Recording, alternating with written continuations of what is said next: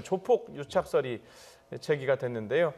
이 의혹만 놓고 보면은 한 편의 영화를 방불케 하는 사건인데요. 자, 일단 그 SBS 시사 프로그램에서 제기를 했었는데, 그렇죠.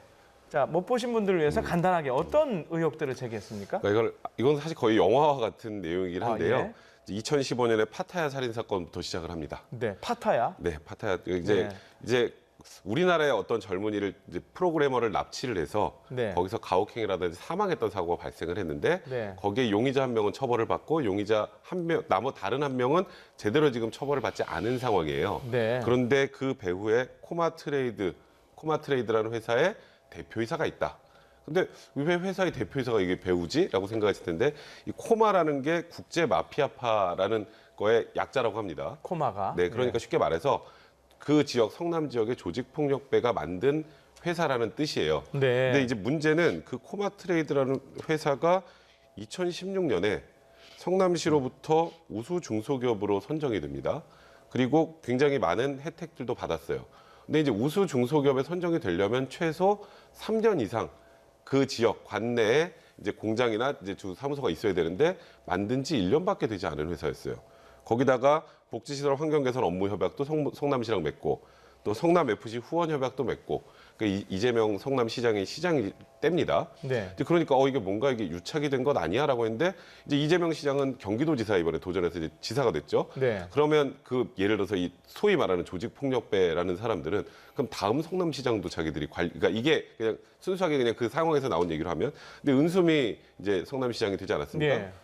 은수미 시장이 이제 후보 시절에 또 여기 운전기사가 또 이쪽 회사 사람으로 또 물론 은수미 의원 같은 경우는 지금 지사 같은 경우는 그냥 그거 자원봉사한 거라고 하지만 그거는 사실 또 자원봉사라고 보기 좀 어려운 측면이 있죠. 그러다 보니까 이게 그 성남시장 그리고 이재명 시장 그다음 은수미 지금 현 시장까지 이게 조폭과 연루가 된 것 아니냐라는 게 일단 그 SBS의 그 탐사 보도의 주 내용이긴 합니다. 자, 정치인과 조폭 상당히 정말 영화 같고 흥미로운데, 자, 이재명 시장은 다 죽이기다 이제 하다 하니까 조폭까지 나오냐 뭐 이런 반응이죠. 그렇습니다. 그래서 이제 사실은 이제 보도 이번 이제 그 방송 프로그램 나오기 전에 이제 아주 장문의 그 해명글을 이제 올렸어요. 그래서 이재명 이재명 지사답지 않게 이렇게 자세하게 해명했다라는 얘기도 나오고 있는 상황인데, 그러니까 이게 여러 가지 대목에서 약간 좀 이제 의심이 가는 부분들이 좀 이제 있긴 해요.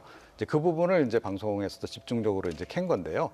그러니까 처음에 이 조폭들 사건인데 이제 두 사람이 찾아왔다는 거죠. 그래서 변론을 맡아달라고 했는데 그래서 자기는 그냥 변론을 맡아줬을 뿐이다. 이 사람들이 자신들은 조폭이 아닌데 조폭으로 몰려서 처벌받게 돼서 지금 우리 좀 변론해달라. 그래서 이제 변론을 맡아줬다는 거고, 나중에 이제 그 조직과 관련된 그 회사 쪽도 이제 그 우수기업, 중소기업으로 선정되는 과정도 그러니까 뭐 정상적으로 절차를 거쳐 됐을 뿐이다. 그리고 이 회사가 거기 와서 뭐 그러니까 성남 FC 후원도 적극적으로 하고 복지시설 후원도 하고 이렇게 좋은 일을 많이 해서 뭐 그렇게 알고 있었다라고만 이제 얘기를 좀 이제 하고 있는 이제 그런 그 상황이에요.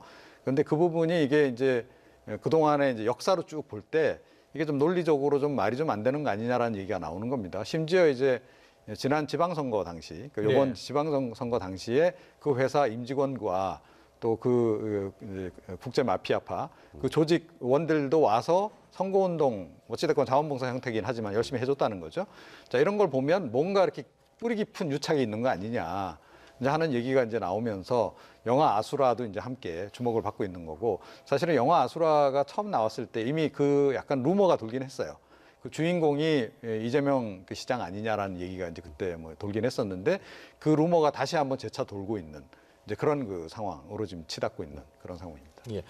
자, 변호사니까 이런 질문 하나만 드려볼게요. 인권 변호사로 활동했던 이재명 지사가 조폭 사건을 변호한 것 자체가 문제가 될 수 있습니까? 사실 저는 조폭 사건을 변호만 했다라는 건 변호사로서 무슨 의뢰인을 그냥 내가 선택해서 하겠다면 그건 별 문제가 아닐 것 같은데 지금 이재명 지사는 저는 사실 조금 이해 안 되는 부분이 그 부분이에요. 그러니까 조폭인 줄 몰랐다라고 지금 얘기를 그러니까 본인이 하시거든요. 그렇게 얘기를 하니까.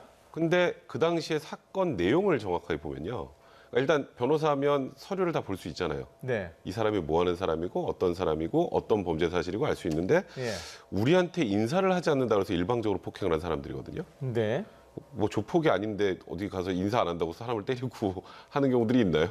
그러니까 이게 그래서 이제 무차별 폭행을 해서 전체 3주를 이제 피해자는 입었고 그 가해한 사람들을 이제 이재명 당시에 변호사가 변론을 한 건데 그래서 집행유예를 받아줬다고 합니다. 네. 이제 그러니까 이제 거기서부터 이게 뭔가 이 서로의 그 필요성에서 여기까지 온 게 아니냐가 이제 그 탐사 보도의 내용인 거고요.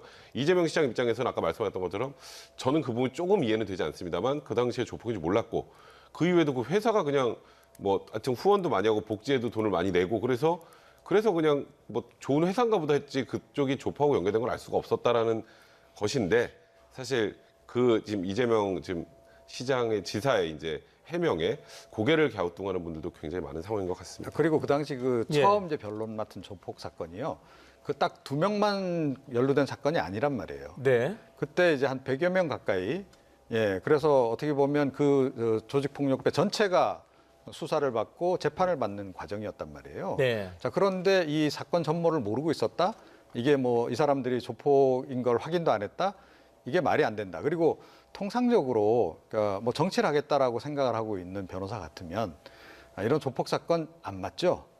나중에 뒷말이 나올 수도 있기 때문에 또 조폭들에게 어떤 식으로든 엮여서 곤란을 겪을 수도 있기 때문에 통상적으로는 피합니다. 그리고 이번에 이제 그 은수미 시장 같은 경우에서도 이제 볼 수 있듯이 네. 이 조폭들이 지역에서 사실은 자신들의 영향력을 좀 확대하기 위해서 지역 정치인들에게 이런 식으로 접근해서 뭔가 이렇게 활용하려고 하는 그런 움직임들이 꽤 오래전부터 있었거든요. 자, 그래서 사실은 정치인들 약간 좀 지역에서 정치를 한 뭐 대부분의 현역 의원들이 다 알 겁니다. 현역 의원들 보통 출마하면 지역 내 조폭 조직들이 약간 접근도 해오고 뭐 그래요. 그리고 우리 쪽 사람 보내서 뭐 운동 도와주겠다는 얘기도 하고 그런데 대부분은 다 거절한다는 거죠. 그래서 네. 그런 맥락에서 볼 때도 사실은 좀 석연치 않은 대목이 분명히 좀 있습니다.